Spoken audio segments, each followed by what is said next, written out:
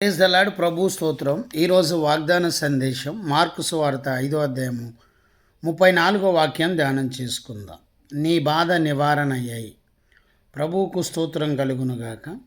12 సంవత్సరాల రక్తస్రావం గల స్త్రీ యేసు ప్రభు ఎవరో తెలుసుకొని ఆమె అనేక హాస్పిటల్ తిరిగి ఆమె రోగం స్వస్థత కలగక తనకున్నదంతా వ్యయం చేసుకుని మరింత సంకటపడి యేసుప్రభు గురించి తెలుసుకొని ఆయన వస్త్రపు చెంగు ముట్టుకుంటే చాలు నేను స్వస్థత నొందుతాను, నేను బాగోతాను ఆమె నమ్ముకొంతని విశ్వాసంతో వచ్చి ఆయన వస్త్రపు చెంగు ముట్టుకున్నది.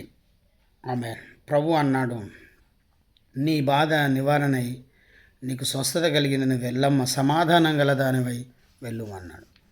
ఈరోజు నువ్వు ఏ వ్యాధితో బాధపడుతున్నావో, ఏ అప్పు సమస్యతో సమాధానం లేకుంటున్నావో, నీకు నీ బాధ నివారణ అయ్యి నీకు ఆశీర్వాదం కలుగుతుంది, సమాధానం కలుగుతుంది. దేవుని బిడ్డలారా, మార్కు సువార్త 1:34లో యేసు ప్రభు నానా విధములైన రోగము గల వారిని స్వస్థపరిచిండు, అద్భుతాలు చేసిండు, అనేక ఆశ్చర్యకార్యాలు వారు చేశారు. యేసు ప్రభు సృష్టికర్త, పరిశుద్ధుడు, ఆయన దేవుడు కనుక అద్భుతాలు చేశాడు. ఈ 12 సంవత్సరాల రక్తస్రావం గల స్త్రీతో మాట్లాడుతున్నాడు, నీ బాధ నివారణ అయ్యి. ఈరోజు నీతో ప్రభు మాట్లాడుతున్నాడు.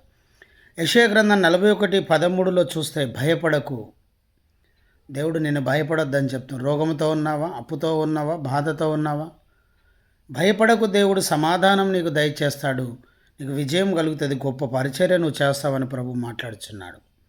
మార్కు సువార్త 9:23 నమ్ముట నీ వలనైతే నమ్మువానికి సమస్తము సాధ్యమే. ఈరోజు నువ్వు నమ్మితే నీకు సాధ్యం, స్వస్థత, ఆశీర్వాదం, సమాధానం కలుగుతుంది. ఈరోజు వాగ్దాన సందేశం ప్రభు మాట్లాడుతున్న ప్రవచనాత్మకమైన సందేశం, నీ బాధ నివారణ అయ్యి. ప్రభువుకు స్తోత్రం. దేవుని బిడ్డలారా, లూకాసు వార్త 13:12 చూస్తే 18 సంవత్సరాల నుండి వ్యాధితో బాధపడుతున్న స్త్రీని నేను విడుదల పొంది ఉన్నానని ప్రభు మాట్లాడుతున్నాడు. 103 కీర్తన 1-5 వచనాలు చూస్తే నీ హృదయము, ఆమేన్, హల్లెలూయా, ప్రభువుకు స్తోత్రం. దేవుని బిడ్డలారా, నీ హృదయము నీకు సమాధానం కలగజేయుటకు ప్రభు ఈరోజు ఇష్టపడుచున్నాడు. ఆయన చేసిన మేలులలో దేనిని మరవక కృతజ్ఞతాస్తుతులు చెల్లించు. రోమపత్రిక 5వ అధ్యాయం 8వ వచనం చూస్తే మన పాపముల నిమిత్తం ఆయన మరణించినాడు. మన పాపములు, దేవుని బిడ్డలారా, ఆయన మన పాపముల కొరకే, మనకు సమాధానం కలగచేయుట కొరకే ఆయన మరణించి తిరిగి లేచాడు. 1 యోహాను పత్రిక 1:9 చూస్తే మన పాపం మనం ఒప్పుకుంటే దేవుడు క్షమించి మన్నించి స్వస్థత, దీవెన, విడుదల కలగజేస్తాడు, సమాధానం దయచేసి నమ్ముకోండి, శ్వసించండి. ప్రభు ఇచ్చి వాక్యం దీవించునుగాక. ఆమేన్.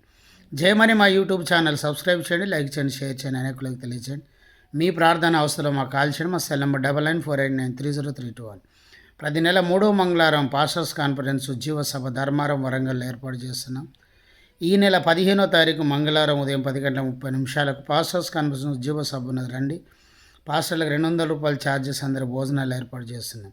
ఈ సభ నిమిత్తం ప్రార్థన చేయండి, సహసహకరించి భారభరితమైన ఈ పరిచర్యను ప్రేమించి ప్రోత్సహించండి.